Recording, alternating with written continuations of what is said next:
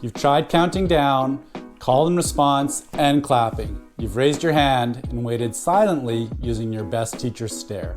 Yet somehow you're still standing there while the class keeps talking. Getting a noisy class to quiet down is something almost every teacher experiences, and everyone has a few strategies, but what if strategies aren't enough to get the job done? Welcome to radforlife.com, teaching resources for classroom management and social-emotional learning.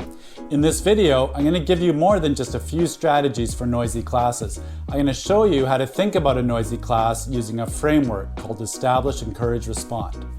Often, classroom management is presented as a few strategies that we're told just work, and when one strategy doesn't work, we try another and then another.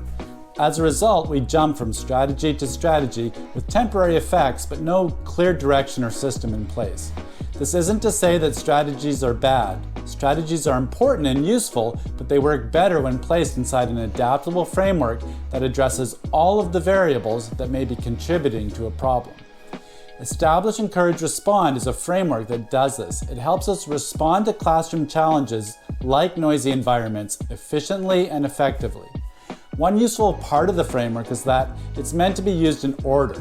First, we establish expectations, then we encourage those expectations, and when expectations aren't met, we respond. So let's look at how this works when the goal is getting a noisy class to quiet down. First, let's look at establish. Before we ask students to quiet down, we need to ask a simple question. What is the expectation? And just as important, do the students actually know it?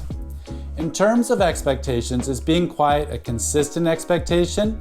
In Establish, Encourage, Respond, we advocate using the big three to set our expectations. Be respectful, be responsible, be safe.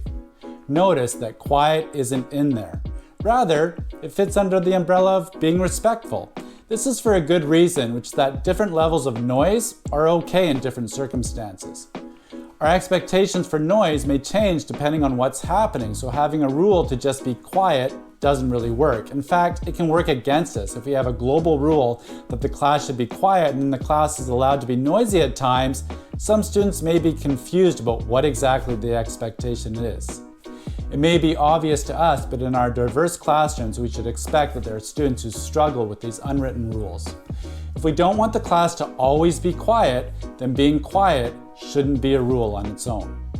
So what should we say? Well, volume can fit under being respectful, and that expectation to be respectful never changes. It never goes away. In this way, we can say what level of noise we should have for different situations. Sometimes respectful means silent, and other times it doesn't. If we set our big expectations first, then our rules become easier to understand and more flexible as we adjust them for specific contexts. We explore this more in the video on establishing expectations. But for now, just be aware that having one rule, be quiet, isn't going to work. Categorizing noisiness as one aspect of respectful behavior allows the teacher to adjust their expectations and also teaches students to think and problem solve on their own. We can't assume expectations are known. In fact, I think we should often assume the opposite, that students are unsure of the expectations, that many don't know them yet. Students come to school with different understandings of what classroom behavior is supposed to look like. For this reason, establishing expectations early and frequently is essential. Still, there obviously are times when we need students to quiet down or change their volume, and getting 30 students to do this can be really hard. Fortunately, once we have those expectations clearly established, we're ready to move to the next step, encourage. When we talk about encourage, we're talking about how we encourage our clear expectations to actually happen. I like to think about this as happening at two different times, before and after. In terms of encouraging before, there are several different ways to encourage students to meet our expectations. One simple way to do this is with a noise level visual. Again, there are several choices here. Some teachers use a program called the color wheel, where different volumes correspond to different colors. You simply point to or mark the color you want. Another choice is a voice level chart. There's even a tool called the Yacker tracker that you can purchase. This is a stoplight that lights up differently according to decibel levels. Really, any of these can work because they all share one common feature. They use a leveling or labeling system for different volumes and give feedback. To be honest, I would argue that whatever system you choose doesn't matter as much as making sure it makes the expectation clear, visible, and concrete. Also, once again, the visual is of no help if we haven't clearly explained to the students what level is expected before the activity. In addition to having some sort of noise level visual, using pre-corrections is probably the most important strategy. Fortunately, pre-corrections are really easy to do. You just refer to your expectations before the activity. You clearly explain the expectation, the noise level you're expecting, and go from there. When I do this, I often like to refer to my larger expectations, but you don't have to do it every time. For example, before an activity, you might say, in terms of being respectful, for this activity, we're using level 2 voices. Or, for the next 5 minutes, we're at level 0. That means silent independent work. You can also refer to the visual directly while you do this. You'll notice I've placed a check mark on our noise meter at level 3. This is where a noise level visual becomes really useful. It's not just decoration on the wall. It gives you something to point to before the activity. It gives students something they can look back at. And later, if the noise level starts to rise, you don't have to launch into a big lecture. You can move towards the visual, point to it, and briefly remind them, we're at level 2. That visual can also help when you're ready to ask your students to quiet down. Your request becomes both auditory and visual. They hear your voice, but they also see the signal. This brings us to another important strategy, having a consistent attention signal. Some teachers raise their hand or use a call and response, some use a bell or chime. I like the idea of using both a visual and an auditory signal. For example, you raise your hand and use your voice. That way students who are looking can see it, and the students who are not looking can hear it. This is usually better than something that is only visual, like just putting up your hand, or only auditory, like ringing a bell. Those can work, but using both gives students more ways to notice the signal. For example, you might raise your hand and say, class. Students know that means voice is off, eyes on the teacher, and ready for the next instruction. Some teachers love using fun call and responses, something like the teacher says macaroni and cheese, and the students say everybody freeze, or hocus pocus, and students say everybody focus.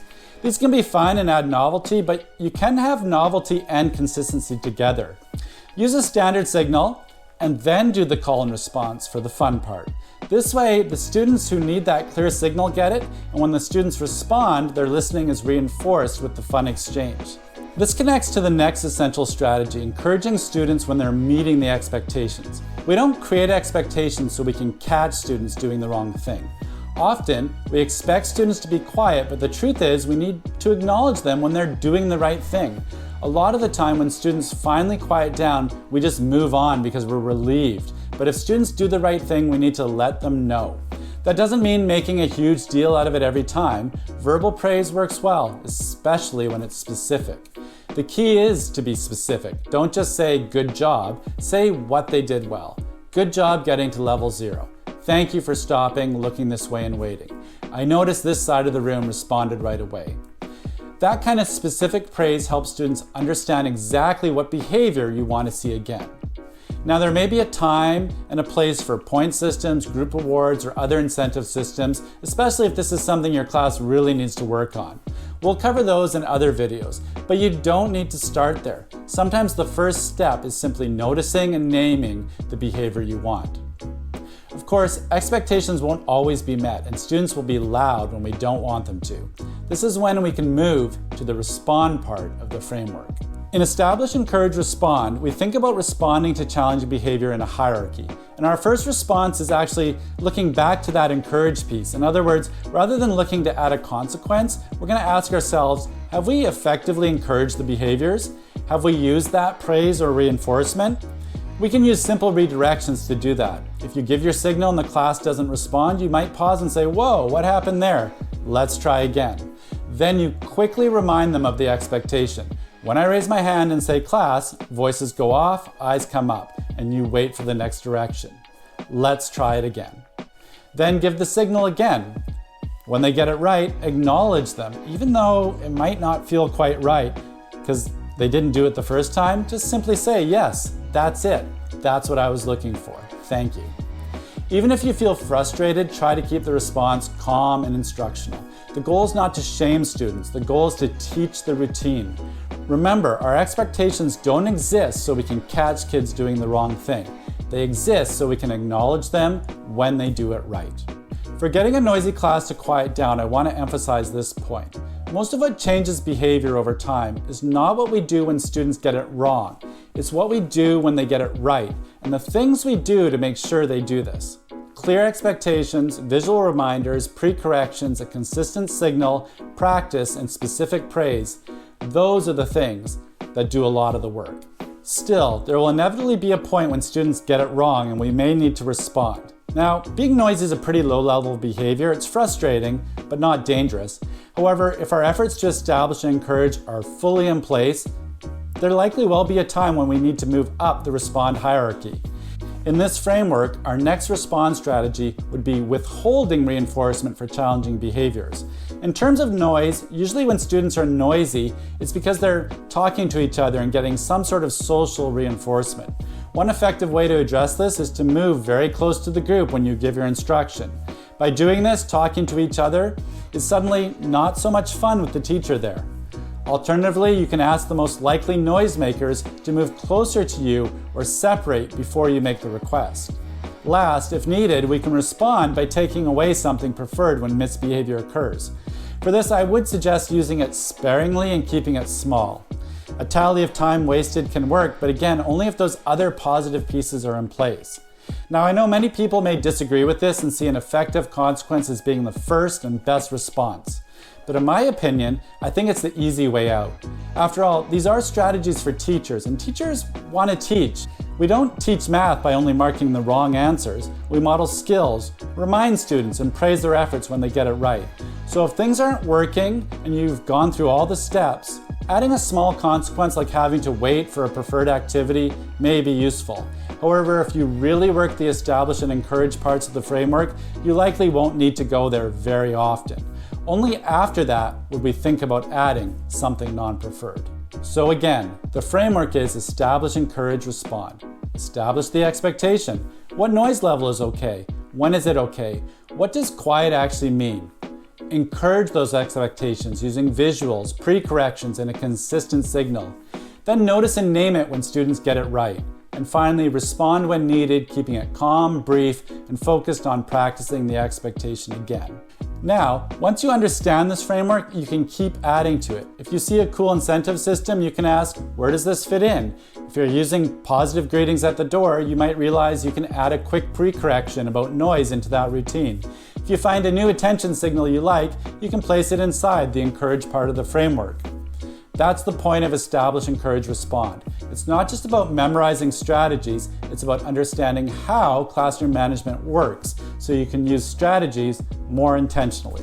So the next time your class is noisy, don't just ask, what trick should I use? Ask, have I established the expectation? Have I encouraged it before and after? And how will I respond if students need more practice? If you found this helpful, subscribe to Rad for Life for more videos on classroom management and social emotional learning. Also, check out the website radforlife.com for more resources in classroom management and social emotional learning.